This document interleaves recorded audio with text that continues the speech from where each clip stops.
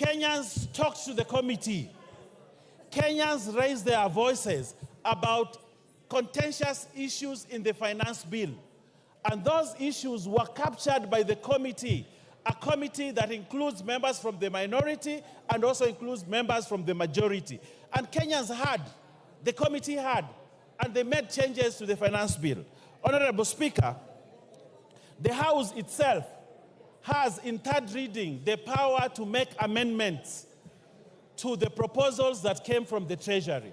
So therefore, Honorable Speaker, at this time to say that we reject the finance bill in total is to reject the mandate that you were given by the people. The people gave you mandate to debate, hear, approve or not approve, and that is the process that we are undertaking, Honorable Speaker. Honorable Speaker, the budget created a deficit, and in dealing with a deficit for a budget, there are three ways you can look at: reduce the budget, borrow, or tax. Those are the three things that you need to do when you're dealing with a budget for you to finance a budget. You either borrow, you either reduce the budget, or you tax to be able to finance a budget. All these measures are available to this House, Honorable Speaker, to make a decision on how we go forward. But Honorable Speaker, allow me also to say, did the committee listen? Yes, the committee listened on the proposals that were brought from Treasury. And Honorable Speaker, it is important to note that the proposals that were made, the proposals that we had from the Treasury did not go unchanged by the committee, Honorable Speaker. And I would like, Honorable Speaker, to just note a few things. The proposal on 16% VAT on bread was dropped. And there's a proposal in the report that be dropped. That is a win for Kenyans, Honorable Speaker, that now we will not have the 16% raise on bread in the finance bill. That has been dropped, and Kenyans are safe. They can have bread, and Mui and the children in school can have bread at less than the proposal of 16%. Honorable Speaker, we had noise about the motor tax, 2.5. Honorable Speaker, it is important to note that the committee listened, and when the committee listened, they dropped the 2.5 on motor vehicle because the committee listened, and now Kenyans do not have to pay that motor tax. Honorable Speaker, the eco tax that had been proposed by Treasury, the committee looked at it, studied it, and said we can only levy eco a tax on imported finished products. But for products that are manufactured in this country, they will not attract the eco tax that had been proposed by Treasury. Honorable Speaker, that is a win for Kenyans, which we might celebrate as a House, because the committee listened. Honorable Speaker, there was a lot of taxation on the payslip, and the people who had loans were even suffering. But what has this committee done in terms of those things? They have reorganized the taxation within a payslip, and now there'll be more money on people's pockets from their payslip because the committee listened, Honorable Speaker. Honorable Speaker, there are many gains in this report, not on the finance bill, but on the report of the committee, which is what will eventually go into making the Finance Act.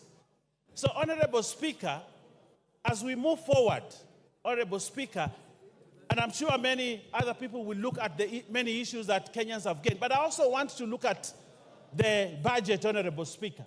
Today, members of this House, CDF, will have more money than before because it was proposed in the budget and it is going to be financed in this finance bill, Honorable Speaker. Honorable Opiyo and I here celebrated the other day that political parties' money has actually been returned into the budget. And he was very ecstatic that there is money for political parties. But I asked him that question, but that money must come from somewhere. That money has to come from the finance bill, which will finance the money in the political parties. Honorable Speaker, the women What's the point of order, Minority Leader? You know, Honorable Owen Baya was doing fairly well until he mentioned my name in respect of political parties fund. Honorable Speaker, political parties fund is not a favor to anybody or to any political party. And as a matter of fact, the threshold set out in the law has not been met in this regime. And therefore, I want to ask you, Honorable Speaker, to compel Honorable Baya to withdraw those very unfortunate remarks and apologize profusely, not only to me, but to the House and Kenyans in general. Thank you. Owen. Thank you very much. It is very true that the budget has money for political parties. And that money will come from a source. And that source is the finance bill. So, Honorable Speaker, I am still within my limits of speech. Honorable Speaker, I also want to say this. We have a budget that we must finance. We have a budget that we must get money to ensure resources go to Kenyans, that services go to Kenyans, that development go to Kenyans, that we have to pay debt, the 1.0-something trillion of servicing the debt. We have to have money to do that. And one way is to raise money through the finance bill. Honorable Speaker, we have to make hard decisions for our country in order to make it forward. But if we want to be good people, Honorable Speaker, I read somewhere that if you want to be a good person, please go and sell ice cream. But if you want to be a leader, you have to be here and make hard decisions. Your time is up. Your time is up. You must make the hard decision to sit down. Honorable members, before I give the next member, allow me to acknowledge 2 schools in the public gallery. Kibirisha Boys Secondary School from Bori, Meru, and Tiga High School from Mara, Tharaka-Nithi. On your behalf and on behalf of myself, we welcome them to the House of Parliament.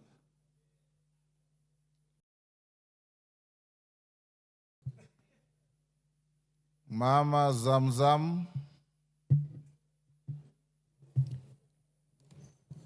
Asante sana Mheshimiwa Spika, na mimi niweze kuchangia mswada huu wa Finance Bill 2024. Mheshimiwa Spika, Mheshimiwa Spika, Wakenya wameamka, na mimi nataka niwaambie wenzangu ambao wako kwenye serikali.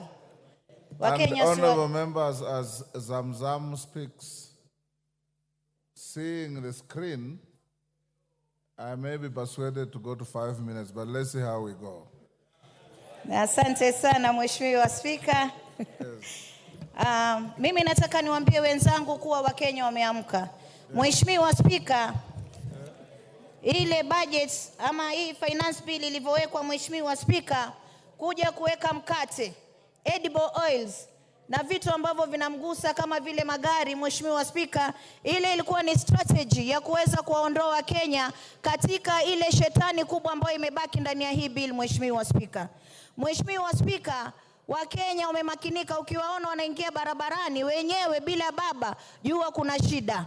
Na Mheshimiwa Spika, mimi nataka niseme hivi, 2023 finance bill, sisi tunasema hapa kuwa Wakenya wamesikizwa maamuzi yao, wamesikizwa kauli zao kwenye kuchangia katika huu mswada. Mheshimiwa Spika, lakini ikumbukwe kuwa, ifahamike kuwa 2023 finance bill Wakenya walikataa kabisa housing levy, lakini ililazimishwa kwao. Mheshimiwa Spika, kwa hiyo tusije kudanganywa kuwa kuna vitu vilivyoko humu ndani ya bill kuwa Wakenya wamekubali. Mheshimiwa Spika, sijui yule aliyokuwa akipanga mambo ya mkate alikuwa anafikiria kitu gani Mheshimiwa Spika, lakini mimi nitasema hivi, naangalia ile pesa ambayo inaweza kukusanywa, ambayo imekadiriwa kukusanywa, naangalia na matumizi yake. Mheshimiwa Spika, Wakenya wamefinywa. Na mimi nataka niwaambie, hata paka ukimpiga paka ukamfungia ndani ya nyumba,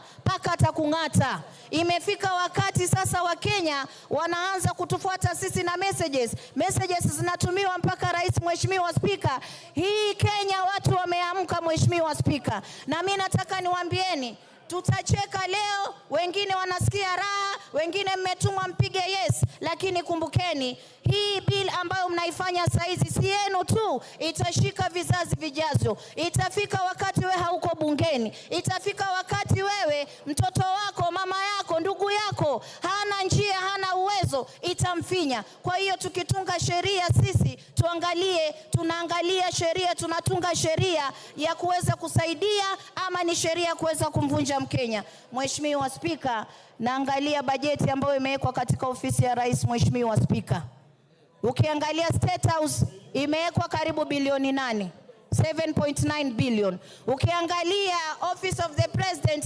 imewekwa 4.5 billion. Ukiangalia ofisi ya naibu wa rais imewekwa 4.5 billion. Haya matumizi hayajaonyesha yanaenda kufanya kitu gani. Mheshimiwa Spika, wakati ambapo pesa ambazo zinakwenda kwa mwananchi unapata amewekewa pesa duni kabisa. Ukiangalia upande wa health, Mheshimiwa Spika, wanaingiza na mkono huu wanatoa 16% kwa cancer patients.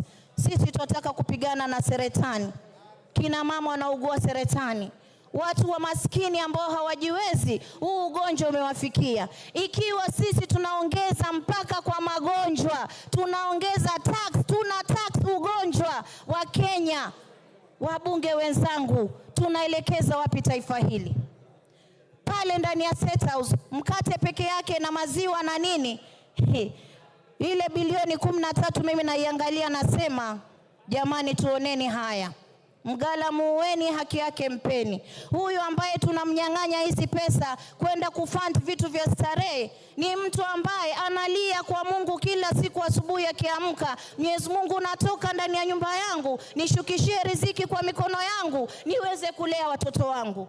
Lakini sisi katika ile ruzuku yake tunaenda kukata. Kwa mfano, Mkenya anatoka nyumbani, mshahara wake ni 50,000 Mheshimiwa Spika. Katika 50,000 Mheshimiwa Spika, 24,000 yote inakatwa na serikali Mheshimiwa Spika. Hapo hiyo ni katika tax peke yake. Mara hii pay as you earn, sijui nini, kisha anabaki na 29,000. 29,000 kiangalia Mheshimiwa Spika, ana stima ataka kulipa, ana maji ataka kulipa, ataka kununua unga, ataka kupeleka mtoto shule. Mheshimiwa Spika, Wakenya wamechoka. Wakenya wamechoka. There's a point of order from the committee chairman. Asante sana Mheshimiwa Spika. Nimesikia rafiki yangu Mheshimiwa mbunge wa Mombasa akisema kwamba kuna kodi ambayo imewekwa kwa wagonjwa wa saratani. Na ningetaka kwamba anieleze ni kipengele kipi katika huu mswada ambao unaongea kuhusu hiyo, kwa sababu Mheshimiwa Spika, haya mambo ya kumisinform ama kuwadanganya wa Kenya kwa mambo kama hayo kwa sababu ya siasa kabisa ni makosa na haifai kufanyika. Mama Zamzam, that is a fair challenge. Order. Order. That's a fair challenge. Can you point out which Ngoja nipe nafasi Mheshimiwa Spika, nitaiangalia kisha kipengee mahali kiko. Lakini kiko Mheshimiwa Spika, nipigieni kelele, mimi sijali, nitawaambieni ukweli. Wakenya wanahangaika, mmekuja hapa, mmelipa pesa, mmepewa pesa nyingi kuja kuwa Wakenya katika bunge hili. Order.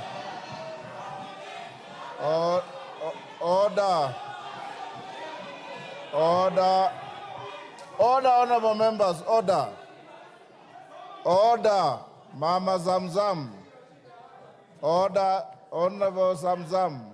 Order, Honorable Zamzam. Order, KJ. Order, members.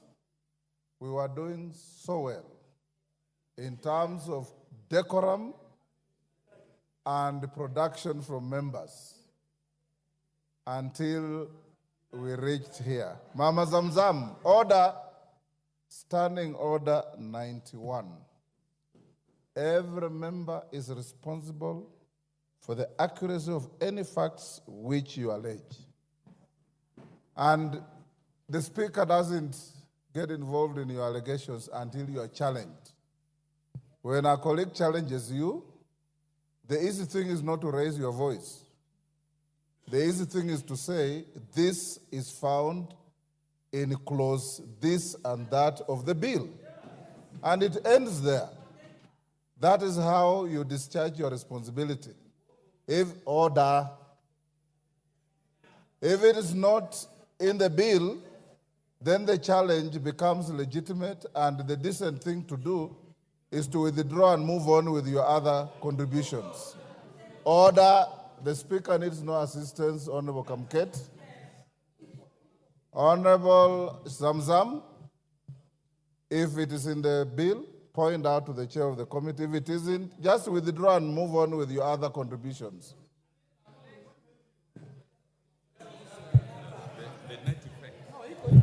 Order.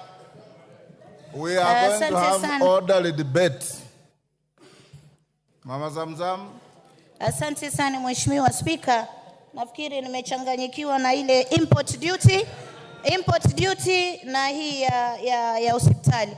Mimi nataka niwaambie kitu moja. Mheshimiwa Spika, nimekubali. Kama haiko uiondoe alafu uendelee. Haiko Mheshimiwa Spika, lakini pesa ambazo wanafanya za matumizi ni nyingi. Haiko, nimekubali. Order Mama Zamzam. Order, honorable members. Take your seat, Mama Zamzam. Order, Mama Zamzam. Order. Order. Order. Order, Mama Zamzam. Mama Zamzam. Order. Mheshimiwa Zamzam. Wewe ni mheshimiwa na mama wa heshima, na mimi nakuheshimu sana. Wewe huongea Kiswahili sanifu na huwa unasema mambo yanayoeleweka. Kuanza kuchibisana na wenzako across the floor ni kushusha heshima yako. Sasa nakwambia, ondoeni ile ulisema kwamba haiko na uendelee na mambo mengine. Kubishana na kupiga kelele haina faida kwa hii chumba. Order. Order. Honorable Mbadi, order. Order.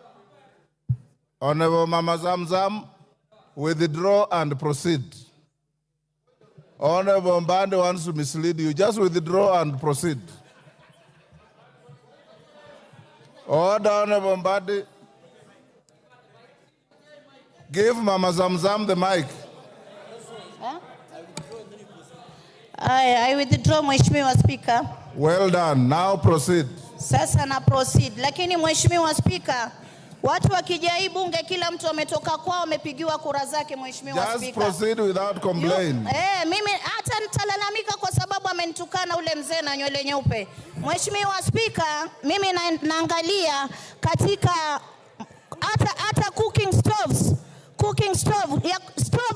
ya kupikia wameongeza 3%. Wameongeza 3%. Naangalia motorcycle, Mheshimiwa Speaker, wale wa mabodaboda ambao walipromisiwa mambo itakuwa shwari, tutatenga, tutafanya hivi, bodaboda wameongezewa 3% katika custom values. Mheshimiwa Speaker, hawa pia hata tairi ya gari ya bodaboda, ya wheelbarrow, tairi ya kushika wheelbarrow. Mulikuwa mnaweka tairi, wheelbarrow iko na tairi. Wacha. Kwa fuel kama mmeongeza shilingi 9, mumeongeza kila mahali. Kama mmeongeza shilingi 9 kwa mafuta, mumeongeza bidhaa zote Mheshimiwa Speaker. Mimi nataka kuambia, mgala muweni haki yake mpeni. Nyinyi mlidanganya wananchi, mkasema bodaboda, mama mboga, mtakuja kuwasaidia katika jumba hili. Mmepewa 100,000. Order. Yes, Honorable KJ. What's your point of order? Mr. Speaker, I'm standing on a standing order that provides for a member to be relevant when they are debating. Mr. Speaker, the honorable member has been on a tirade, misinforming this House and by extension misinforming the nation on gossip that has been peddled on social media and headlines. This gossip is what she has crept into the House, Mr. Speaker. Honorable And KJ, Mr. Speaker, the order. point... Take your seat. Honorable members, order. Order, honorable members. I want us to have decorum in the House. And from now going forward, when you stand on a point of order, tell me which standing order you're standing on. And Honorable Zamzam, the etiquette of debate is such that when a colleague says point of order, you immediately resume your seat. You don't lose your time. You resume your seat, you hear the point of order, and then you proceed. What you are doing is wrong because the moment you hear point of order, you are raising your voice and menacing your colleagues with fingers and so on. It is not good. Finish up your contribution. Your time is almost up. Asante sana Mheshimiwa Spika. Mimi nimalizie nikisema pengine nikiongea na sauti hii ndio Wakenya watanielewa. Mimi nataka niwaambie Wakenya mumeuzwa na serikali mliochagua.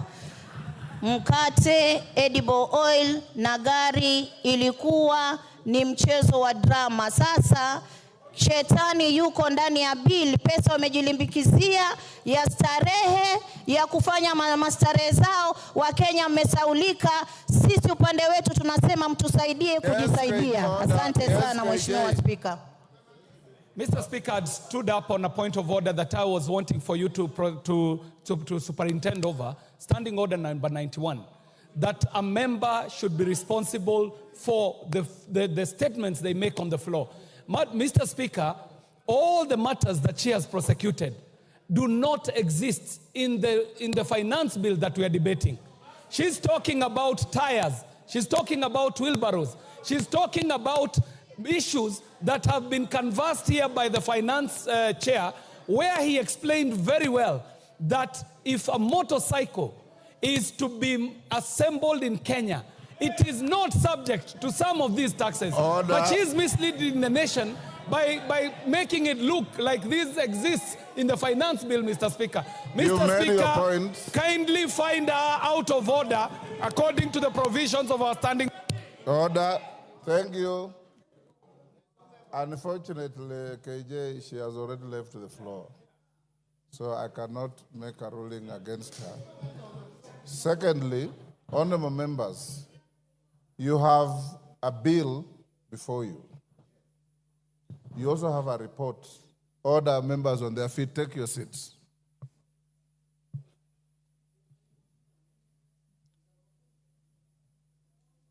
You have a bill before you. You also have a report of the committee. The mover of the bill extensively made reference to the report, said this has been dropped, this has been dropped, this has been dropped. You may be convinced, you may not be convinced.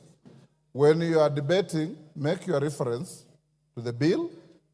You're also at liberty to make reference to the report. Nobody will be tailored to have one track. Make your reference to the bill, make your reference to the report. What I will not allow you to do is to say things that are neither in the bill nor in the report, the way Mama Zamzam was trying to do. Wachira Karani.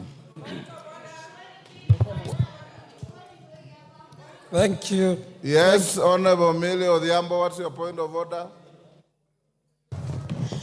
Thank you for your guidance, Mr. Speaker. Mr. Speaker, I'm just standing with a lot of due respect and concern over what you have just said. Mr. Speaker, first I want to thank you for giving us guidance and direction that we can make reference to the bill and to the report.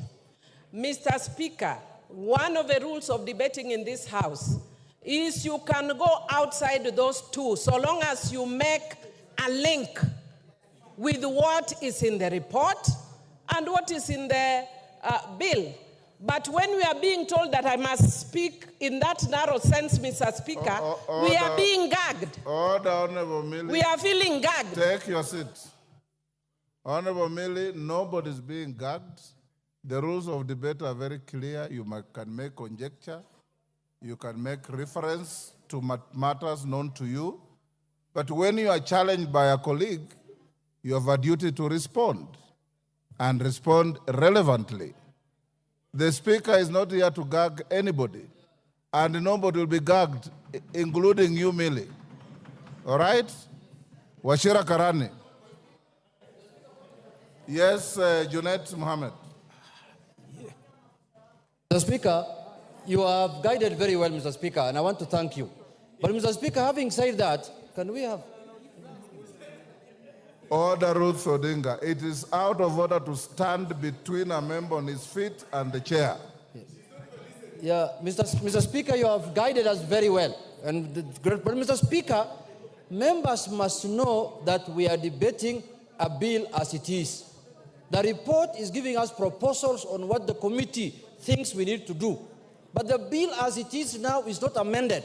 So when somebody talks about 3% on wheelbarrow, 3% on mokokoteni, he is debating in accordance with the way the bill is as this morning. And the bill can only be amended here. The proposals that you did yesterday at the State House can only happen here on this floor. Those were just a press conference. So refer to the bill as it is and refer to the report. So when it is amended in the House is when those things will take effect. Thank you very much. Order. Otieno Amolo. Thank you, Mr. Speaker. Mr. Speaker, understanding Order 83, my first point, I think, has just been made by the Honorable Junet. It is important, Mr. Speaker, that the majority does not diminish debate on technicalities. Everything that the chairman said in terms of what will be amended is yet to be moved. So we are at liberty to discuss everything on the bill as it is. And in that respect, we cannot be limited. Mr. Speaker, number 2, the Honorable Didmas Barasa is wearing an unparliamentary hat. Could you please guide him to be parliamentary? I'll be coming back, Mr. Speaker, on your earlier ruling on these matters, but that will be later. But could the Honorable Didmas Barasa stop wearing that village hat that he's wearing here? Thank you. Honorable members, the issue of the bill before the House, and I'm sitting here listening to all of you. I listened to the move of the bill, and he said, this bill contains this, but at committee stage, I'll drop it. That becomes part of your Hansard. So when you attack the bill, which you have the right to do, it is only fair also to make reference to what your colleague said. You can still say, Order Wanjala, I am not giving you any CAG rules. I'm simply saying the Hansard is there to bail out people. So when your colleague stands up after you have attacked something and says, when I presented the bill, I already said this, it's legitimate. But everybody debate the bill as is before the House. That is the bill that we are debating. But don't lose sight of the report which you already have, which I encourage you to read. Wachira Karani.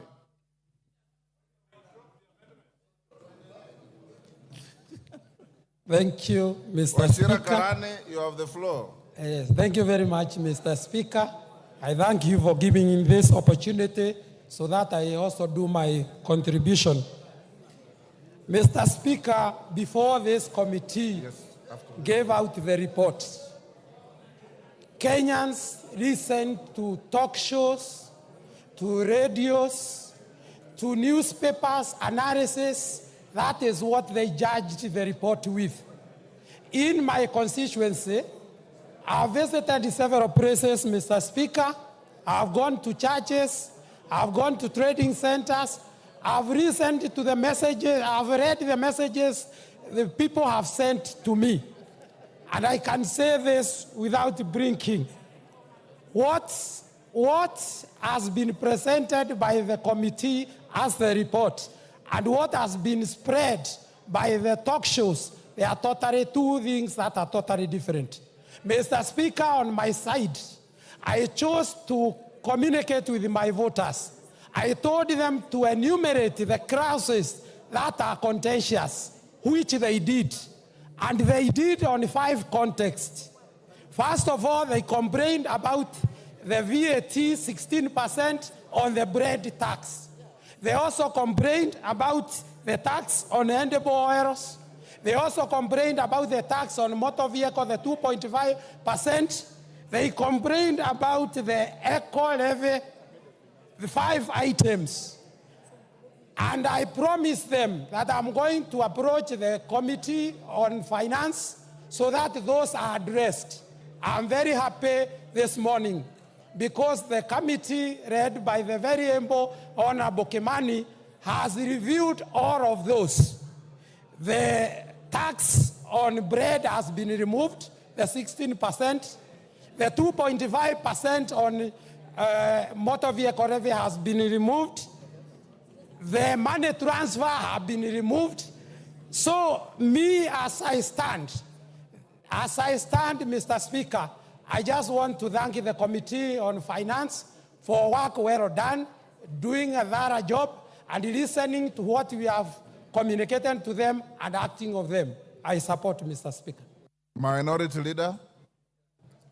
The Honorable Speaker, let me make the following comments concerning the Finance Bill 2024.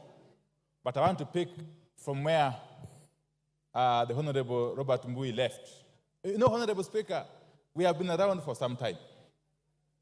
As a matter of fact, this, I think, is my 12th year in this parliament. And even before that, I was living in Kenya.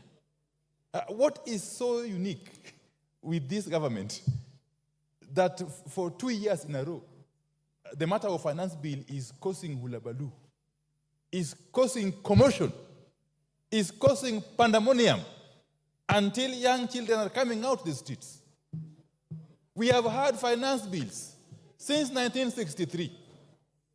We have had them. We had them during Jomo Kenyatta time. We had them during President Moi's time. We had them during President Kibaki. Recently, we had them during President Uhuru's time. But in this regime, 2 years in a row, the finance bill is causing serious problems to Kenyans. And is exposing the regime as totally insensitive to the plight of the people. Do you want information from Kamket? Certainly no, Honorable Speaker. How can Honorable Kamket inform me, Honorable Speaker? Really, no. So, Honorable Speaker, that is the question we must ask ourselves. And then it again raises the issue. Who advises this government? Who are the real advisors? In terms of economics, in terms of finance management, leave alone politics. Politics we can deal with later. But who advises this government? Because it seems to make mistake after mistake, mistake after mistake, mistake after mistake, Honorable Speaker. Following the outcry that happened after the 2023 finance bill was unveiled, I had imagined, I had thought that this government would be the wiser this time around. What we see is actually a worst case. As they say, the more things change, the more they remain the same. Honorable Speaker, I have read the bill in its entirety. I have similarly read the report of the committee, chaired by my very good friend, Honorable Kimani Koria. Honorable Speaker, if you look at the report of the committee and together with the amendments it is proposing to make on the bill, then you come to the conclusion that actually the character, the structure of the bill is actually changing fundamentally. Fundamentally. And this flies on the face of the provisions of Standing Order 48. Honorable Speaker, at some point perhaps I would be calling upon you to consider asking the chair to to withdraw the bill and introduce a new one? Because the character is changing. And why is the character changing, Honorable Speaker? Honorable Speaker, under Article 201 of the Constitution, specifically 201 sub-article A, on the matter of principles that govern or guide public finance management. Public finance management. I don't know what is itching Honorable Soro. Honorable Speaker, one of the principles, some of the principles that should guide the management of public finance: openness, accountability, and including public participation in financial matters. If you can come out of the blues and tell us that now these things that we had introduced in the bill, these taxes that we had introduced in the bills, we are now removing them. It is basically going against the principles of public finance management. You are turning a public finance bill into a personal property that you can change at whims. Honorable Speaker. Yes, Chairman of... Honorable Speaker. Order, Minority Leader. Chairman. Honorable Speaker, again, on a point of order on misinformation. The leader of minority clearly read the PFM Act and talked about then if changes are made, the allegations making them then significantly that bill would have to be drafted. Then the question on public participation remains. Then does it mean that he is purporting that everything that the public says is just an exercise in futility and should not change? Otherwise, then why were we involving taxpayers' money and time to reason to the members of the public if we cannot propose changes on the bill? Minority Leader.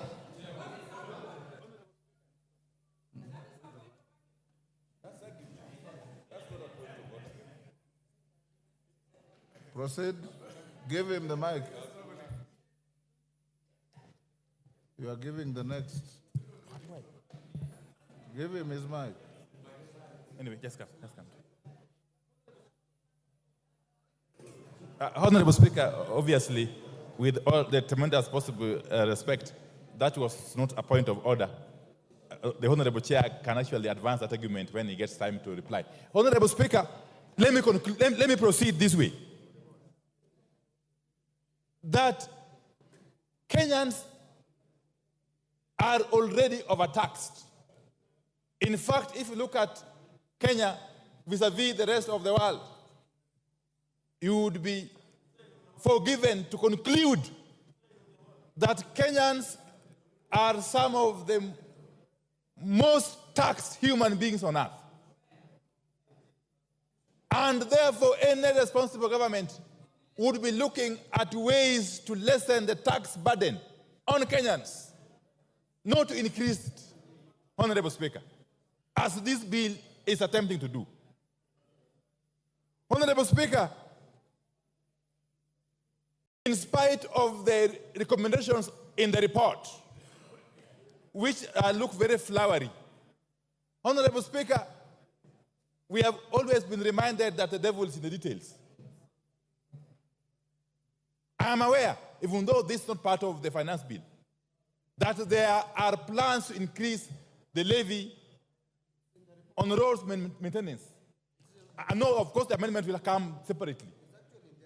Yes.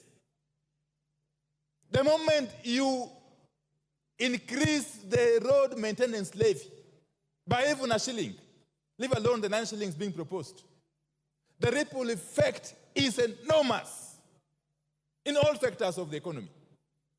And the loser is the common Kenyan taxpayer. Honorable Speaker. And therefore, this is a case of taking with one hand, giving with one hand, and taking back with another hand. It's not helping the situation, Honorable Speaker. Honorable Speaker, this economy has become too hostile for foreign investors. Indeed, even for local investors.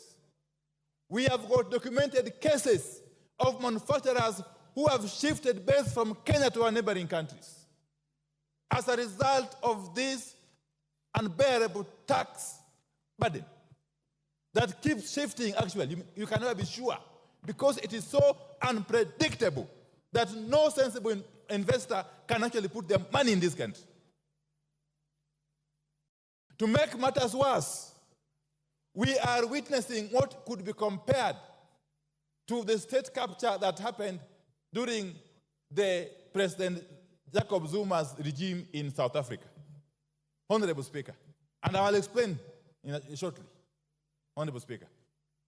Honorable Speaker, if you take the case of the manufacturing sector, and specifically the steel and cement manufacturing sector, that sector is now under total control. Who is being assisted as we watch? Indeed, Parliament is complicit.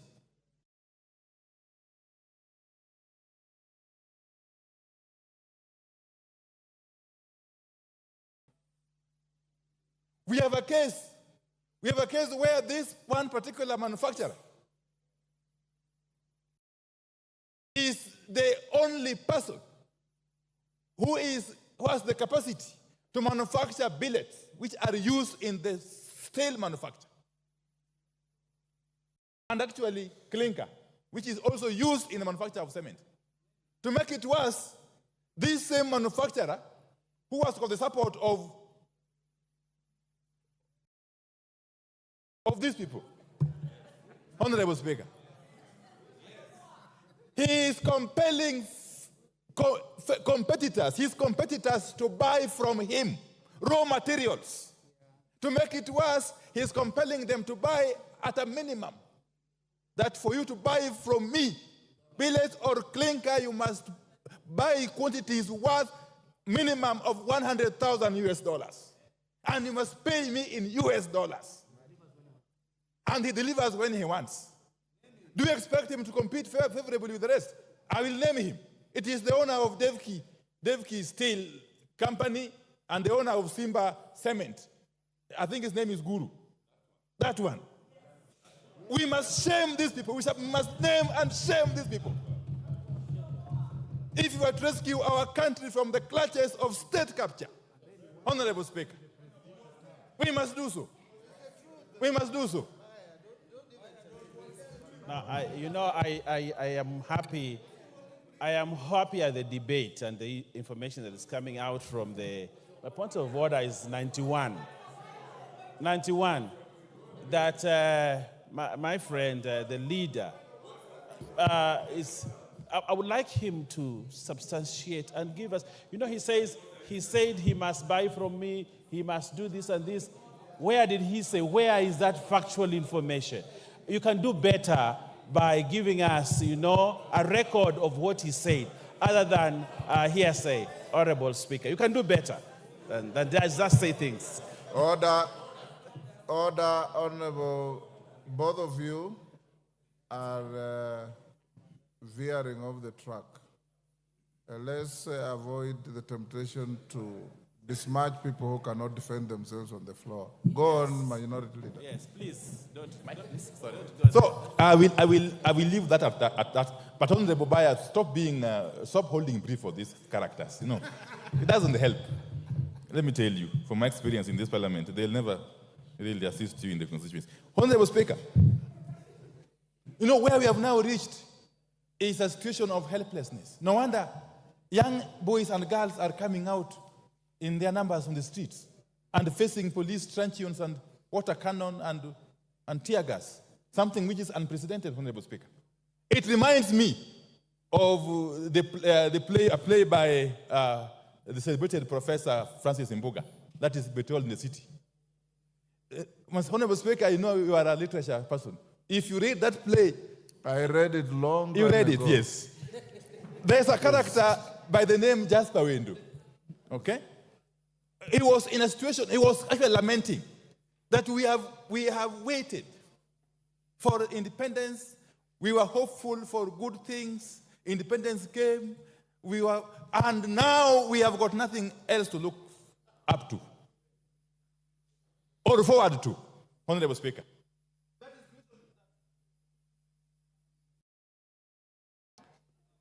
He has 15 minutes. Has he finished 15 That minutes? is the situation. Your time is up. Finish up in 1 minute. Children are finding themselves in this country. They have already lost hope. They are not seeing any hope in us as their leaders. And therefore, they have taken it upon themselves to come out to the streets to defend their rights, Honorable Speaker. And as they do so, those who are in charge of the instruments of the state, especially the Inspector General of Police, must be cautioned not to misuse those instruments to interfere with the enjoyment of constitutional rights by Kenyans who are free to picket, to demonstrate, to do sit-ins, and indeed to capture Parliament. Time up. Because Parliament seemingly has become rogue. Honorable Speaker, I oppose. Osoro. Thank you very much, Honorable Speaker. Honorable Speaker, listening to my colleagues from the other side, Honorable Speaker, one need not to be a rocket scientist to know that they are playing populist politics as far as this report is concerned. You'll be left wondering whether they are contributing to the same debate, to the report before us, or they are giving us theories and stories that are unnecessary, Honorable Speaker. Honorable Speaker, I'll qualify my statement with these points.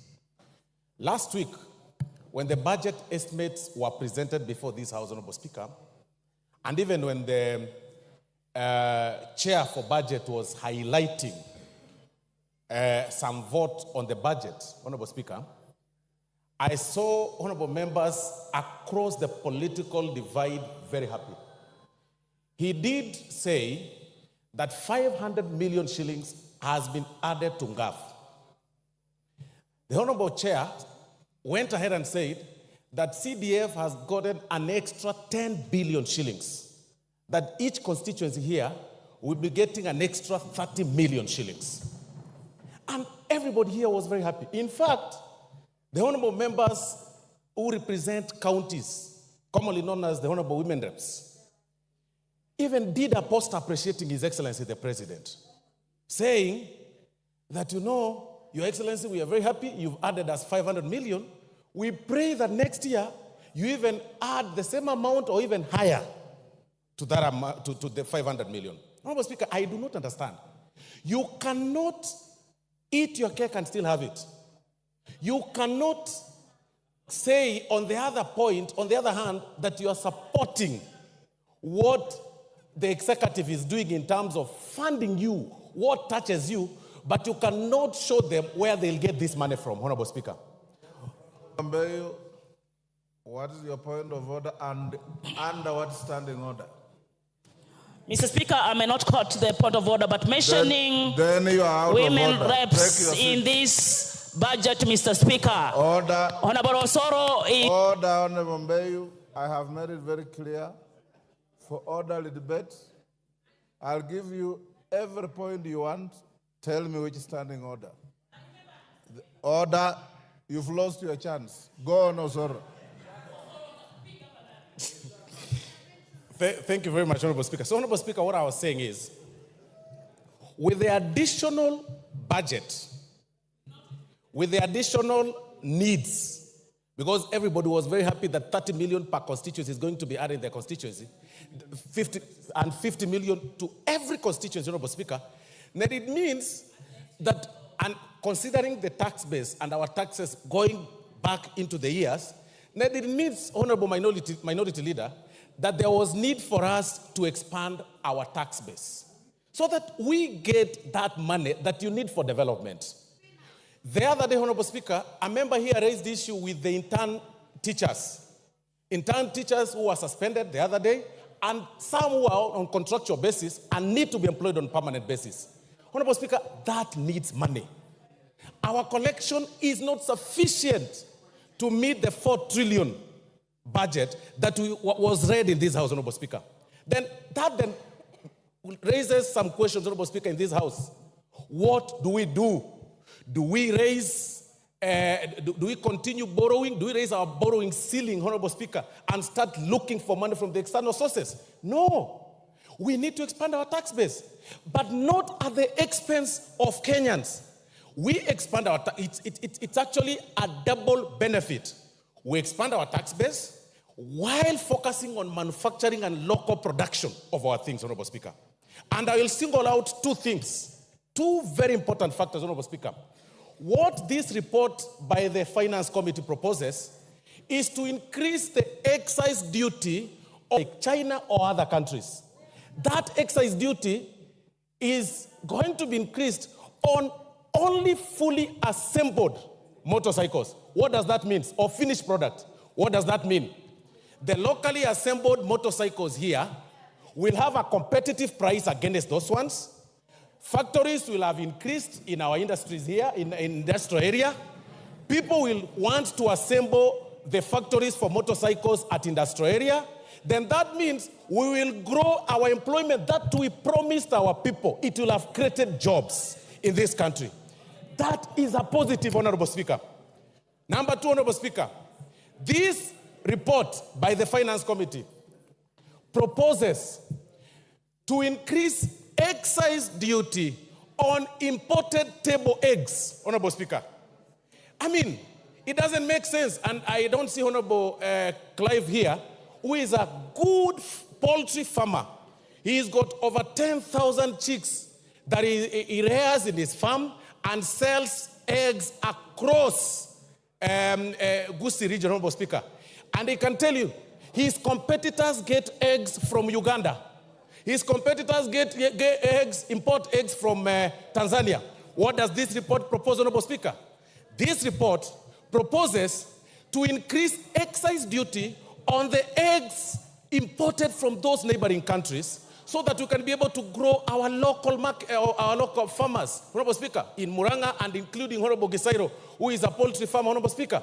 Then on the positive side, this very report removes the excise duty on the eggs that are brought for hatchery, the eggs that are brought for production, not table eggs. When fertile eggs, and I'm being guided by Honorable Owen Bayer, they're called fertile eggs. I hope you're right. So, Honorable Speaker, Honorable Speaker, when we are debating on this report, it's important for us to also be very factual and tell Kenyans the truth. You cannot say that, on the other hand, you want Kenyans or this government to look for jobs or to create jobs, and on the other hand, you want to continue encouraging importation of goods. Can you imagine, Honorable Speaker, up to this time and era, we are still depending on sanitary pads and diapers from India and China. What does this report do? Increases excise duty on the finished product of the sanitary pads and finished product of diapers to grow the local manufacturers. That was the proposal by the Kenya Manufacturers Association, because they also complained. We listened to them, the committee listened to them, to grow them here.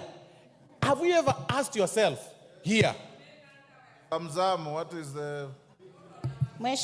is your point of order and on what standing order? Standing order number 83, Mheshimiwa Spika.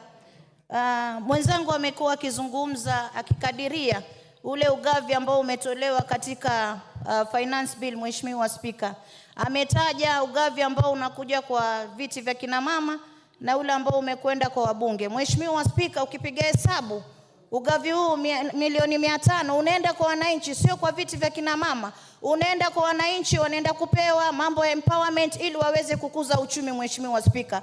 Pale ni mambo inaenda katika ukuzaji. Lakini zile pesa ambazo sisi tunauliza, Mheshimiwa Spika, ni zile ambazo zimeenda kwa makadirio ambayo hayaleti uchumi juu, ni mambo ya starehe. Kwa hiyo Mheshimiwa Osoro, usiweze kudanganya wananchi ukasema wameletewa milioni 500 wakati mkono wa pili umechukua mabilioni, Mheshimiwa Spika. Asante sana. That is an argument. That is an argument. Go on. Thank you very much, Honorable Speaker. I was really struggling to understand what she was saying. But what ideally I meant when I said about the 500 million and 10 billion by NGCDF, I meant that... I have ruled her out of order. Proceed Okay. with the argument. Thank you, Honorable Speaker. So what I am saying, Honorable Speaker, is that it is important for us not to just whip emotions and talk populist politics at the expense of manufacturers that are setting pace in industrial, Honorable Speaker. And Honorable Speaker, this is very important, Honorable Speaker. Looking at the argument by my colleagues, and even going by the report that has been proposed, Honorable Speaker, by the committee, even in this proposal that has been reduced and some other duties that have been dropped or proposals that have been dropped, there is a ripple effect on our budget. Then that means we lose about 53 billion in terms of estimates. The question this House should be asking itself, to which vote do we drop that 53 million? Do we drop by the 10 billion from the NGCDF? Do we drop 500 million from the NGAF amount? Or do we drop 15 billion that was allocated, extra 15 billion that was allocated to the counties? That should be the question that we should be talking about. But all these other stories and people complaining and raising issues unnecessarily, Honorable Speaker, it is actually wrong. Let's restrict ourselves to the report. This is not politics. You all know this is very important for this country, and it has an effect to our growth and the growth of our common mwananchi. Thank you very much, Honorable Speaker, and for that reason, I support the report. Rachel Nyamai. Thank you very much, Honorable Speaker, for giving me an opportunity to contribute. Honorable Speaker, I support this report, and I have listened, Honorable Speaker, to the chair as he moved the report, and to the vice chair, the Honorable Ambassador Benja, as he supported. And Honorable Speaker, I am convinced that I cannot be interested and very happy with the budget, and at the same time, I pretend to be unhappy with the finance bill that is supposed to fund that budget. Honorable Speaker, the proposals that have been given by this committee to amend are making this bill very good and highly acceptable, especially after dealing with the matter of bread and also dealing with the matter of taxation on motor vehicle, among others. Honorable Speaker, I also support this bill because it gives additional money to the counties, Honorable Speaker. Counties have been getting around 385 billion. That is the highest that we have ever seen. And this bill, Honorable Speaker, gives an additional money to the counties, approximately 15 billion, Honorable Speaker. I'm seated to a very sharp CPA, Honorable Bandi, and he has told me that if you are not sure of the figure, say approximately. Approximately, Honorable Speaker, 15 billion to our counties. And this money is going to our road projects, health, agriculture, markets, water. What else do I want, Honorable Speaker? I want money to go to Kitui, to Makueni, to Machakos, to Embu County, Honorable Speaker. And listening to the Honorable Cecily Mbarire, Honorable Speaker, she says that the most difficult thing to do is to raise money for the counties. On source revenue, OSR, Honorable Speaker, this bill is in the right direction to giving additional money to the counties. Honorable Speaker, this bill provides additional money to CDF, the best fund in this country. Honorable members across the divide, the best monitored, the most evaluated, the most successful is getting 30 million, Honorable Speaker, per constituency, Honorable Speaker. Members on the side where I'm seated, well, where I used to be in Azimio, members who are seated on this side, Honorable Speaker, should be the ones supporting this motion because of additional money to CDF. Because our children are going to get more money. Honorable Speaker, yesterday, I watched a girl that I've been paying fees for. Let me stick to the motion. Which standing order? Yes, Kajwang, what's your point of order? On a point of order, the gracious lady that has just spoken, the last I checked, she was in Azimio through Jubilee. Could it be that those positions have changed? Or could it just be a misleading statement, Mr. Speaker? That is not a point of order. Go on.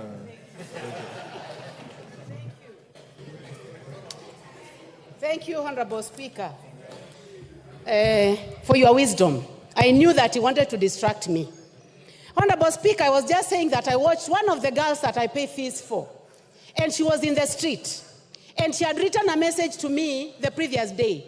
And I asked her, you told me that it was about taxation on motor vehicle and bread. Why are you in the street? Honorable Speaker, I have just shared the video with CPA Bandy. The girl told me that she was not in the street concerning the bill, that she was doing TikTok, Honorable Speaker. And she was swinging, Honorable Speaker, very nicely. She told me that she was there because she wanted to get views for TikTok, Honorable Speaker. So, Honorable Speaker, and I'm going to show you, Honorable, she says that she cannot find the stones because the community that provides stones was missing in action. So she was wondering where the stones were. Honorable Speaker, going back to this bill, it is important to note that our finance bill for the previous year has made Kenya the 27th fastest growing country in the world, Honorable Speaker, in the world. You need to look at this Financial Times, members seated on my side, that Kenya is the 27th fastest growing country in the world because of the bill that we passed last year. Honorable Speaker, also, because of passing a good bill led by the Chair Finance, Honorable Speaker, Nairobi Stock Exchange is the best stock exchange in the world. That is not according to Rachel Nyamai. That is not according to the Honorable Speaker of the National Assembly. It is not according to the President of this country, Honorable Dr. William Samoei Ruto. It is according to the Financial Times that the Nairobi Exchange is the best in the world. Honorable Speaker, education is an equalizer, Honorable Speaker. This bill, Honorable Speaker, proposes approximately 658 billion to education. Some of us found our way here because we went to school. Our parents never saw a classroom. My own parents, Honorable Speaker, never stepped in a classroom. My father he was not literate. He was an assistant chief who was not literate. So I am only here because I got education. Let us support this bill for the 558 billion that is going to education, Honorable Speaker. Honorable Speaker, I support this bill because it is giving an opportunity to our industries. We are saying that for a phone that has been assembled out here must be taxed. But the one that is produced by 4 companies, Honorable Speaker, that have set up here in Kenya must be given an opportunity, and that is the one that is not going to be put through taxation. So we would like these companies to continue working so that they can hire our boys and girls, so that we can have technicians working there. Honorable Speaker, concerning sanitary towels, also, it is the sanitary towels and pampers that are from outside the country. Those who are setting up here, producing here, hiring our children are not going to be taxed, and this is an effort towards a job creation. Honorable Speaker, this bill also is proposing additional money to electricity, last mile connectivity, 50 million per constituency. Honorable members, what else do we want? We must tell Kenyans the truth, that this country has made a decision that we need to light up this country. We need to extend the working hours. We need to ensure that there is energy in my villages, in Mutomo, in Ekudha, in Kanziko, in Kasala. They must have power so that they are able to work longer and they are able to provide jobs. Honorable Speaker, every country aspires to have a net budget. And Honorable Speaker, I want to go to the figures, and I'll be careful, again, as advised by my friend here, who I have looked at his eyes, Honorable Speaker. I have never looked at Bandy's eyes nicely. But today I have looked direct into the eyes of the Honorable Bandy, and his eyes are very good, Mr. Speaker. And he has told me that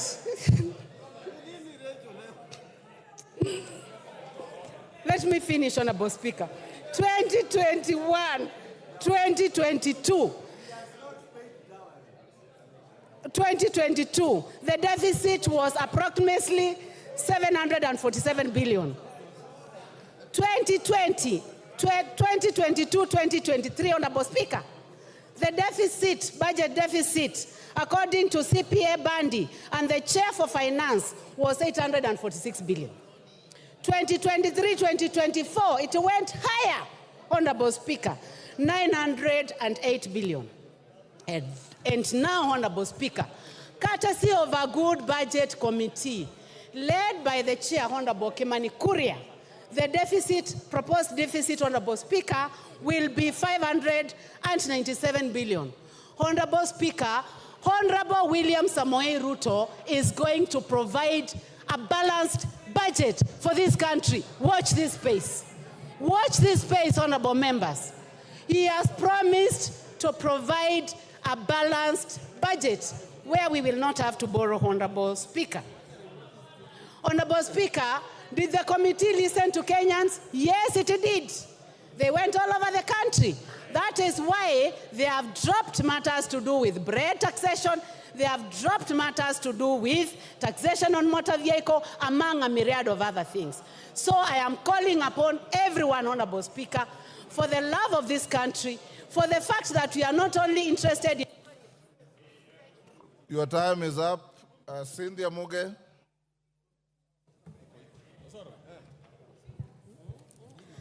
Thank you, Honorable Speaker, for giving me an opportunity to add my voice to this bill, Honorable Speaker. And from the onset, Honorable Speaker, I want to say that I support this bill. Honorable Speaker, there seems to be an acute insufficiency of knowledge regarding what a finance bill, Honorable Speaker. And when I heard and listened to people, Honorable Speaker, speaking about this particular bill, I actually went back to myself, Honorable Speaker, and I was wondering, is it me who doesn't know what a finance bill, or it's other people who don't know?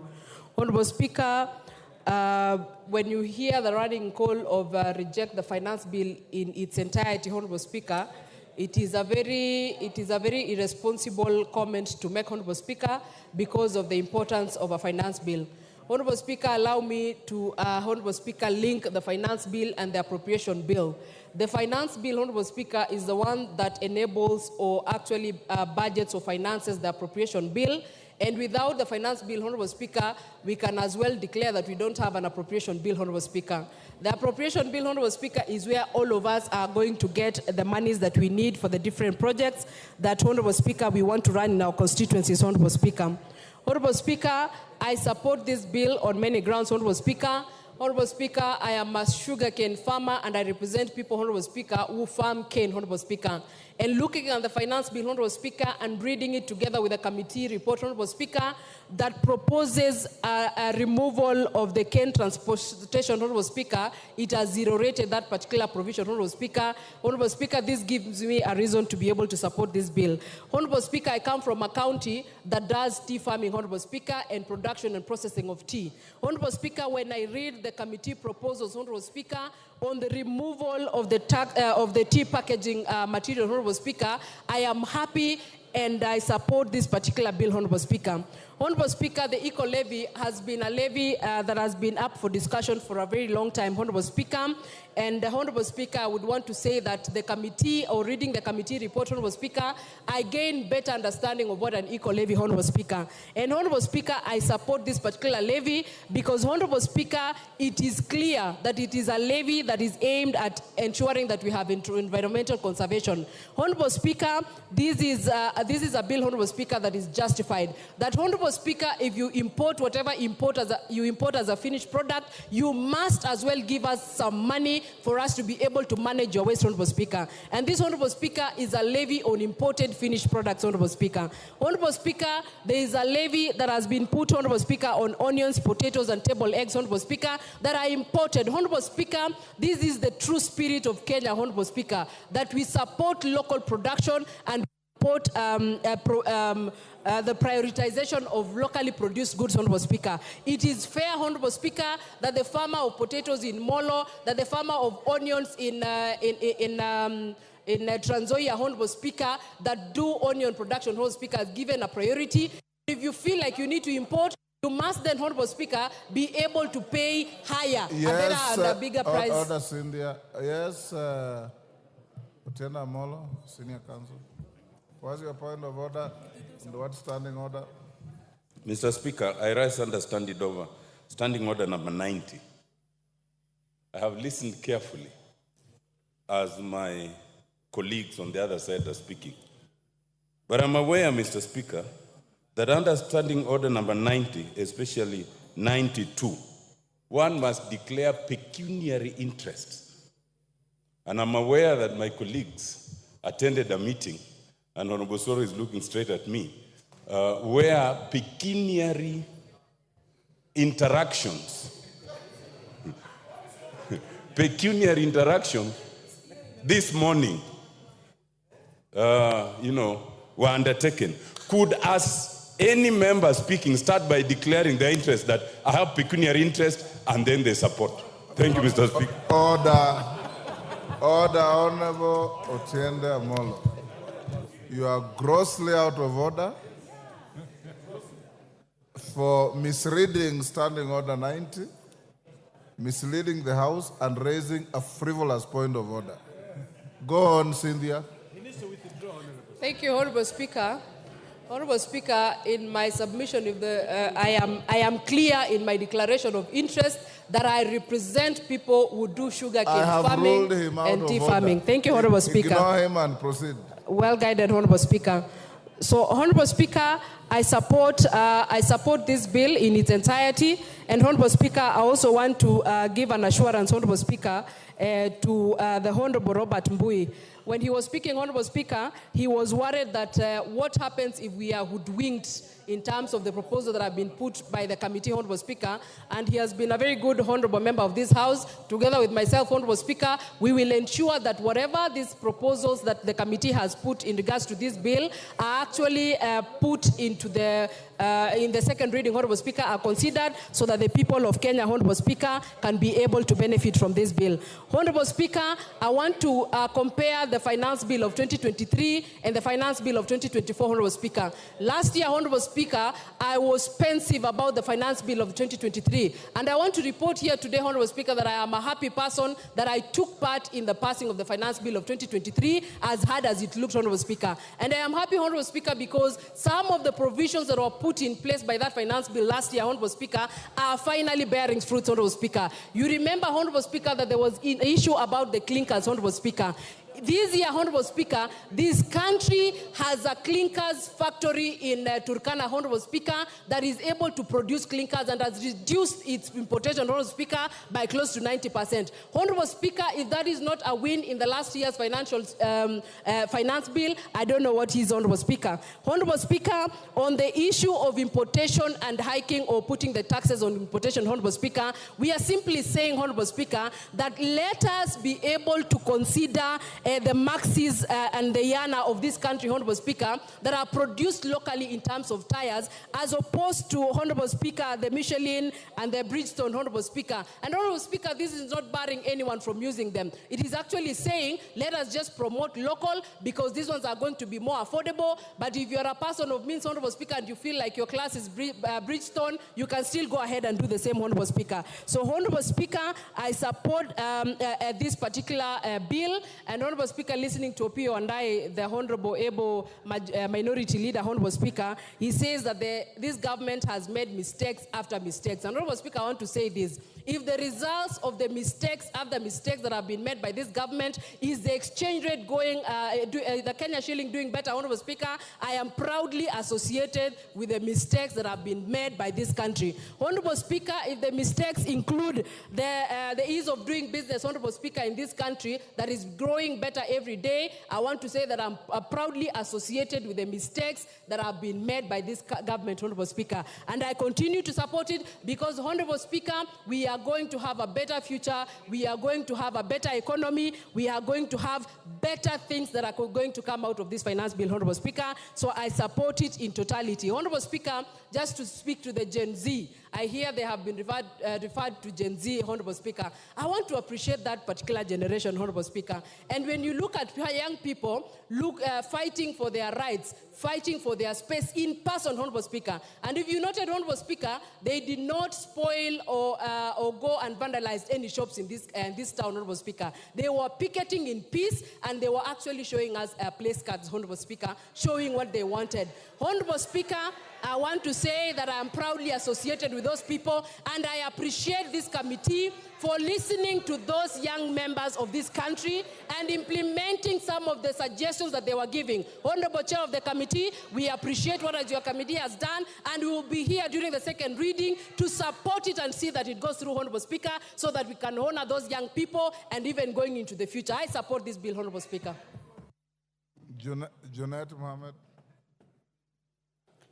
Mr. Speaker. Order, Honorable Millie, you are the mother of this house. This is a young first-timer. You should guide her other than heckle her. Mr. Order, Honorable Millie. I honored you by calling you the mother of this house. It's your duty to mentor young first-timers, not to heckle them. Go on. Mr. Speaker, I think Millie has graduated Go to on, grandmother. Janet. Anyway, Mr. Speaker, I stand to oppose the Finance Bill 2024. Mr. Speaker, when this bill landed in the House, Mr. Speaker, and it was tabled for the first reading, Mr. Speaker, and I took a copy of it, Mr. Speaker, I said this bill, I'm sure, was not made on earth. It must have been made somewhere else, Mr. Speaker. Because no human being can sit somewhere and craft that kind of bill, Mr. Speaker, for people who live on this earth, Mr. Speaker. Why do I say, Mr. Speaker, so? Mr. Speaker, the bill was attacking a human being from all sides, from his stomach, from his head, from his legs. You cannot move, you cannot eat, you cannot sleep, you cannot travel. That's what the bill was doing, Mr. Speaker. Mr. Speaker, I was asking myself again a question. If this bill has decided to tax everything under the sun, from bread to tires of mukokoteni, of piki-piki, boda-bodas, wheelbarrows, even wheelchairs of disabled people, Mr. Speaker, I was asking myself, in the next financial year that is just 8 months to come, what will they tax now? Because you have taxed basically everything. What are you going to tax next? I thought the next taxation is going to be the oxygen now that we are taking. Yes, order, Janet. Yes, Lelmengit. What's your point of order and what standing order? I'm standing under the standing order number 91, Mr. Speaker. I want Honorable Junet to substantiate that we are only putting levies on imported assembled motorcycles, not locally assembled and not locally manufactured, so that the Kenyans out there can know, can know the truth, Mr. Speaker. Thank you. Mr. Speaker, I have not even spoken about that. Me, I spoke about rubber. I did not talk about assembled, disabled, and non-assembled. I have not talked about that. You must be in a different house than me. You must be in Wasingishu County Assembly or something, Mr. Speaker. Mr. Speaker, to proceed with my point of argument, Mr. Speaker, if this bill was done the way it was done, without the input of serious government technocrats, Mr. Speaker, then it has proved to me that this government lacks technocrats. What it has also come to prove is that when we were campaigning, this government said they have a plan. And they put everything that is flowery, that is good in that plan. But I can see now what is happening in this country is to govern this country without a plan. Because there is no plan that can recommend this kind of finance bill, Mr. Speaker, on earth. It is a process now. The process now the government or the regime has entered is to govern without a plan. And I think the people who have been entrusted to develop these bills, to bring it here, those people really want to bring down this government. And it is coming down slowly. And so, I mean too fast. Mr. Speaker, you cannot, I want to tell my colleagues and members of parliament here, where the rubber meets the road is this house. The bill can be manufactured anywhere. It can be manufactured inside a bar, inside a hotel, inside your home, but in the end, it has to be passed here. And that is why they say there is no taxation without representation. Now, it is us, members of parliament, who will be held responsible for taxing Kenyans, not the authors of the bill. Those people, they will be found nowhere. The people whose the question will be put to them, as many of that opinion say aye, as many of that opinion say nay, it is us.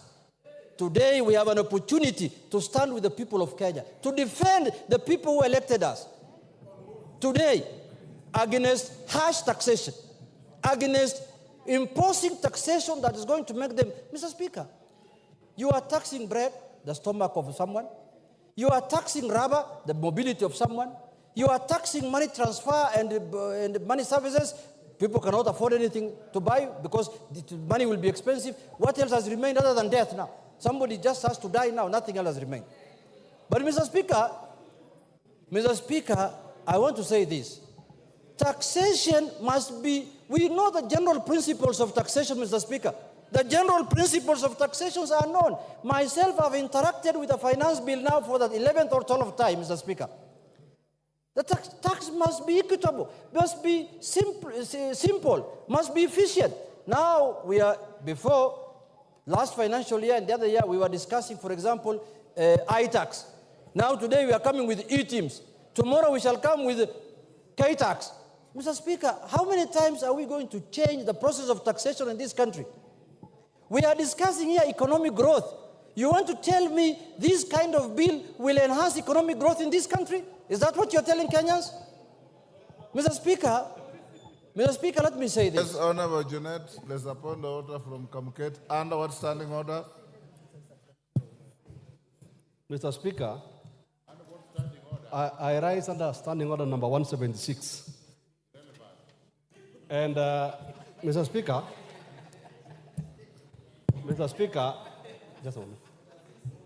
The Honorable Junet has spoken very vehemently against the bill. He has powers under standing order number 176. I have read the report of the committee, and there is no dissenting opinion. The members from the minority side have supported this bill. His own members that he, as the minority whip, has nominated to the finance committee.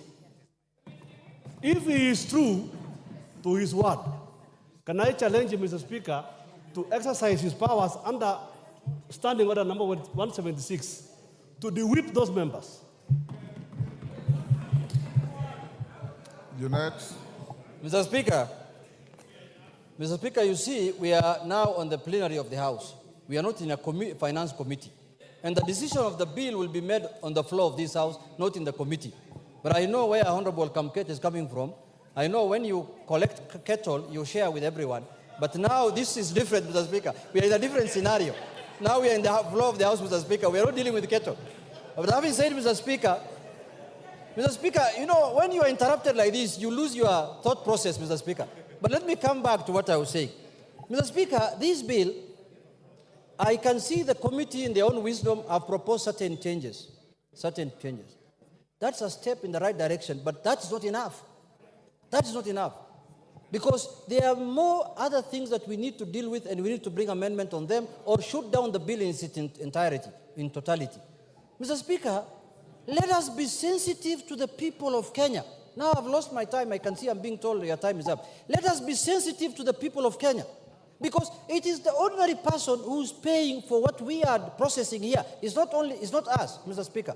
Mr. Speaker, if we are going to make life difficult, for example, Mr. Speaker, last year we passed a finance bill here, which is a Finance Act of 2023. How much money have we collected using that? We did not reach our targets. Now that is a proof that higher taxation does not yield to higher revenues, Mr. Speaker. Lower taxation yields to higher revenues. If you make the taxation process easy and simple, and which everyone wants to pay, that is when you will collect money. But when you tax it highly, people will look for ways to evade it, people will look for ways to not to pay it, and that is the norm. It is not all over the world. It is not rocket science. So let us... Is up, Didymus. Your time is up, Janet.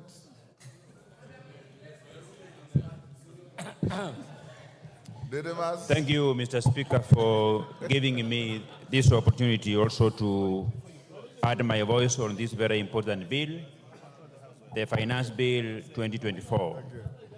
Honorable Speaker, in making a decision as to whether I support or oppose, I am guided by three things.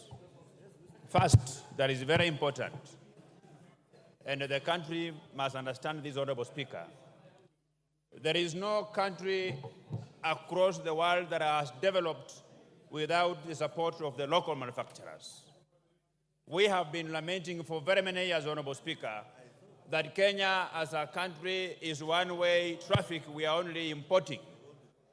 Mr. Speaker, it is a fact that we have manufacturers who have set up their factories in our country. They have just employed less than 5 people, and what these manufacturers do, they just import finished products to distribute, yet they get all the support from the government of Kenya and from the taxpayers, Honorable Speaker. The second thing that is very important, Honorable Speaker, is that the problem that this country is facing, and it is a time bomb, Honorable Speaker, is lack of employment for the surging young population of this country.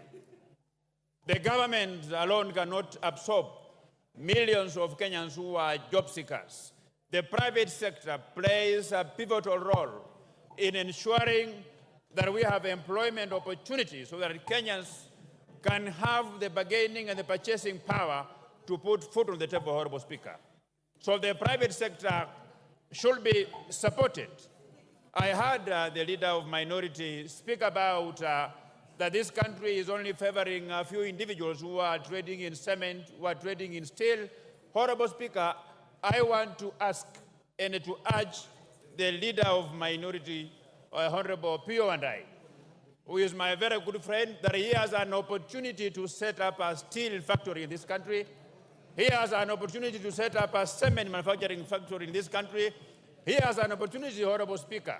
I know that prior to the last general elections, they had so many meetings with the business community of Dubai, business community of Qatar, and Honorable Pio Wandayi, you have got every reason to set up a factory, run it the way you want. You can even say that for you to buy from this factory, you must be wearing a black suit. Nobody will take you to court, Honorable Speaker. The third thing that is very important that made me to support this bill, Honorable Speaker, is because when those proposals were first being debated across the media houses in this country, there are a number of things that came out, and those things were punitive to the Kenyans, Honorable Speaker. These include the tax on motor vehicle, the tax on diapers, sanitary towels, taxes on motorcycles, Honorable Speaker. But we have since engaged, and I have had a robust discussion with the Chair of Finance and Economic Planning. He has assured me that the content of his report will finally make it to the areas that are going to be amended by this House, Honorable Speaker. I have also alive to the fact that as a Member of Parliament for Kimilili, I have the powers to amend this bill. I have the powers to suggest amendments, including the title of the bill, and everywhere that I feel we should change this bill, Honorable Speaker. Honorable Speaker, this bill, read together with the report, and of course also annexed on that level with my intelligence of proposing amendments to make it better, I am convinced that we are going to protect the local manufacturers. Kenya as a country, Honorable Speaker, we have been lagging behind. That even we import toothpicks, something that is made with a very low technology. That we have been importing diapers, something that even Junet Mohammed can set up a diaper manufacturing farm in Migori, Honorable Speaker. So what we are simply saying, we are saying that the rich people of this country, the very many associations that can access funding from banks in this country, that this bill is giving them an opportunity to become entrepreneurs so that they can set up factories that will be able to produce things that have been zero-rated, and they will have a competitive edge against those manufacturers who have been importing things to this country, Honorable Speaker. Honorable Speaker, we have had a discussion with the ladies of this country. I have had a discussion with the girls and the women from my constituency. They have raised concern about the hygiene of diapers that are imported from China. It is from this basis, Honorable Speaker, that we persuaded the Chair of Finance and Economic Planning to persuade this committee that they should consider putting an eco-levy on sanitary towels that are imported from this country while zero-rating the locally manufactured, Honorable Speaker. Honorable Speaker, by passage of this bill, I am convinced, I am energized to look for money and set up a factory in Kimilili, a factory that will produce sanitary towels, a factory that will produce diapers, a factory that will produce toothpicks, Honorable Speaker, a factory that will produce tires, Honorable Speaker. Honorable Speaker, I have listened to the members of the other side vehemently oppose this bill, and they are saying that this bill proposes increase in taxes for tires of even the wheelchairs, for tires of wheelbarrows, for tires of motor vehicles that are used locally by very many people, Honorable Speaker. Honorable Speaker, I don't blame them. You know, reading is not very easy. This finance bill, the report that the chair budget and his team produced is voluminous, Honorable Speaker. And I'm not just blaming them, but because, you know, for you to read, you must be committed.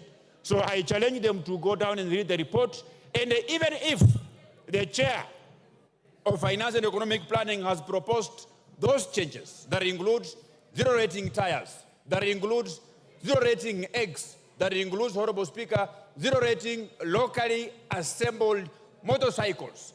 I want to tell this House that we have all the powers to even propose similar proposals, so that by the time when we will be coming here on third reading, then if those proposals will not be put forward by the committee, then each one of us will have the powers to move ahead and come up with those committees, Honorable Speaker. Honorable Speaker, this bill, we have been grappling with the problem of unemployment in this country. There are very many factories in this country, Honorable Speaker. This bill is going to put a stop on people whom I can refer to them as conmen. These are industrialists who set up industries in this country, but they don't manufacture anything. They don't employ anybody. They just employ an accountant who processes things from foreign countries to come here and distribute them. That is why the Finance and Economic Planning Committee was intelligent enough to say locally assembled. So even if you will import parts, you will bring in various parts, but there is evidence that you are assembling, that you require to employ a Kenyan to assist you in assembling, that you require to employ another Kenyan to assist you in cost estimation of those parts. Honorable Speaker, that is why I stand here today as a Member of Parliament for Kimilili, exercising my constitutional powers and authority, that I have the powers to amend each and every section of this bill, Honorable Speaker. And being alive to the fact that the reason why the people of Kimilili brought me into this House is to ensure that the road from Rashid to Chepkwabi is tarmacked, Honorable Speaker. Is to ensure that we have a Huduma Center that is fully equipped and functional in the Kimilili constituency, Honorable Speaker. That I ensure I source for funds to tarmac the road from Maini to Kapsokon, Honorable Speaker. For those very reasons, Honorable Speaker, I stand here as a proud Kenyan, as a proud Member of Parliament, supporting this bill, and I want to assure the Kenyans who are listening to me that if there is any section of this bill that is further punitive to them, I will bring amendment. You don't throw the baby in the bathwater. For my members of the opposition, Junaid Mohammed, you presided over a regime in the last parliament that committed serious financial atrocities. You don't speak for Kenyans. The people who speak for Kenyans are the government, are myself. When you speak, the country bleeds. When I speak, the country listens. I thank you, Honorable Speaker, and I support. Commissioner Makau. Thank you, Mr. Speaker. From the onset, Mr. Speaker, let me say I thank you for giving me this chance to voice my sentiment on this. Where's Nzengu? What's your point of order and under what standing order? I rise under standing order number 1. It is not available to you. That is for the Speaker. I just seek a guidance from you, Mr. Speaker. Yes. Looking at the interest of members, I wanted to implore you to allow the cards not to be removed over lunch hour so that we can continue in the afternoon. Thank you, Mr. Speaker.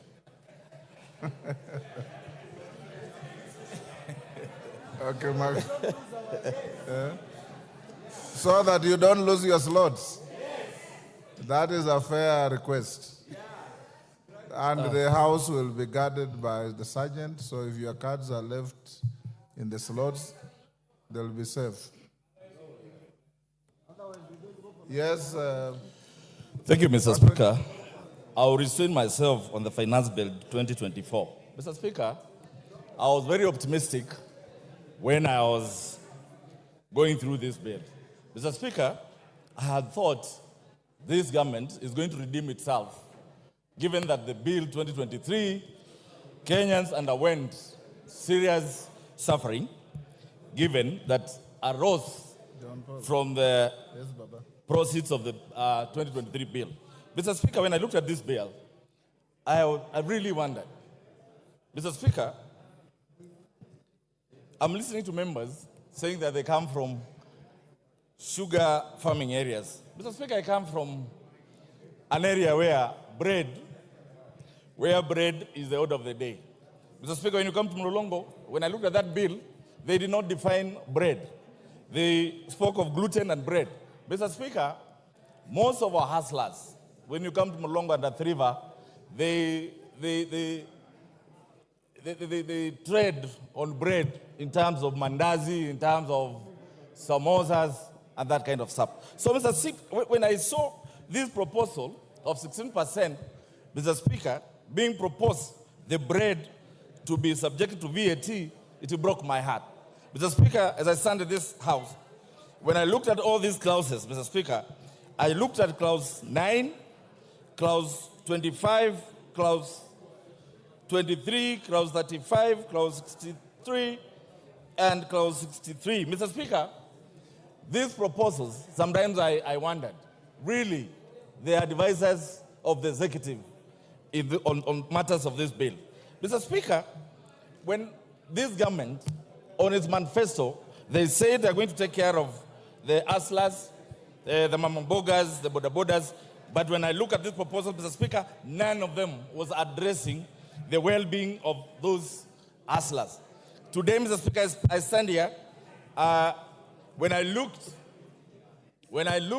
at the proposal on data protection, Mr. Speaker, that proposal wanted to amend the Data Protection Act. I think that is Cap 2114C.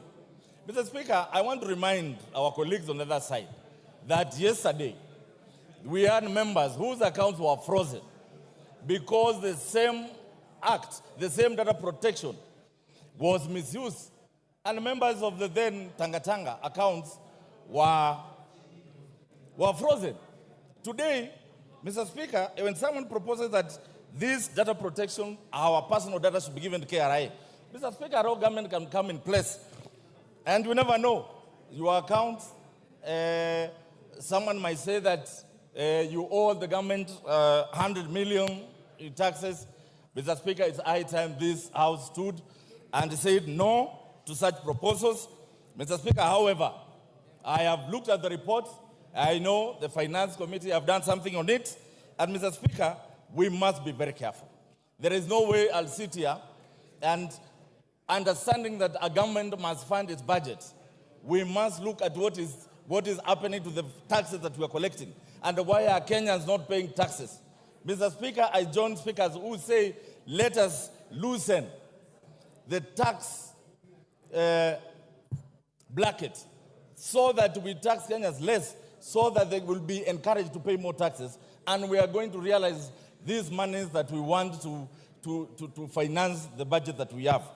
Mr. Speaker, as I stand here, I am also concerned about the proposal protecting some investors. Mr. Speaker, I come from a constituency where all the cement factories are. It is true, there is only one supplier of billets. And Mr. Speaker, the way this bill was proposed, it was proposing a 17.5% tax. That means they were going to protect the monopoly of that investor so that no any other manufacturer will find place in the market. And I agree with members that this country needs industrialization.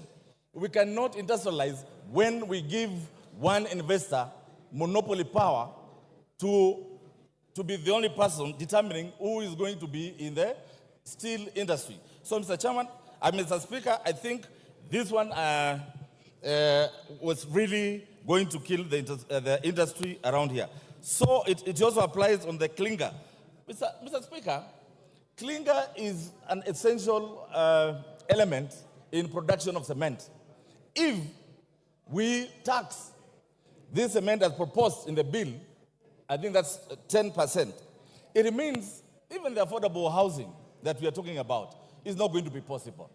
If this bill will address on clinker being zero rated, then it means the cost of cement is going to come down and the cost of building is going to come down. Mr. Speaker, the way it is, I don't see whether this bill is going to help Kenyans.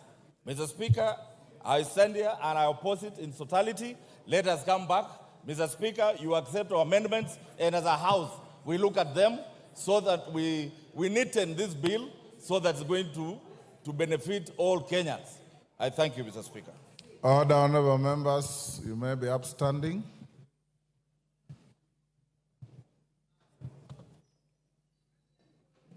Honorable members, it's now 1 p.m.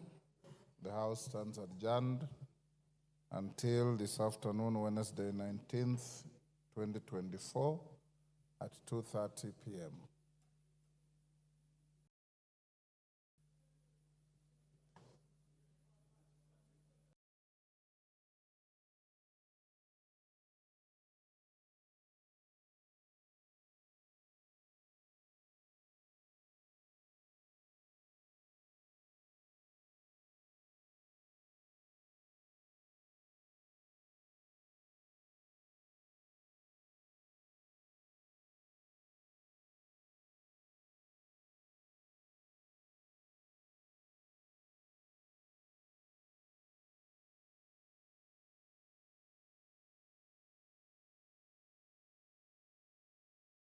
Are in charge.